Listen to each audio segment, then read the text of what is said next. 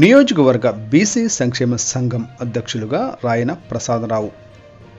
బాపట్ల జిల్లా వేమూరు నియోజకవర్గ బీసీ సంక్షేమ సంఘం అధ్యక్షులుగా పల్లికోన గ్రామానికి చెందిన రాయన ప్రసాద్ మాజీ సర్పంచి పల్లికోన గారిని నియమించడం జరిగింది.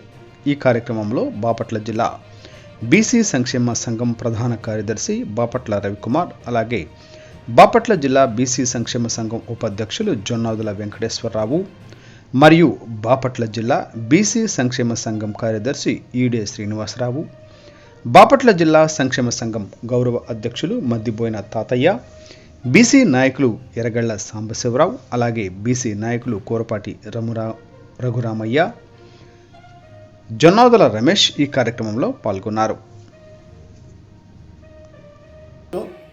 మరి ఇంకా వేగంగా చేసేందుకు మరి పల్లికోనకి చెందినటువంటి రాయన్ ప్రసాద్ గారిని వేమూరు నియోజకవర్గ అధ్యక్షులుగా నియమించడం జరిగింది.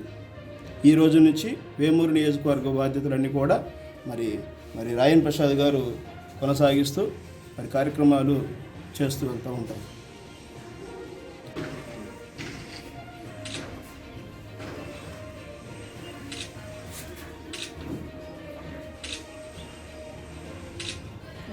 ఓకేనా?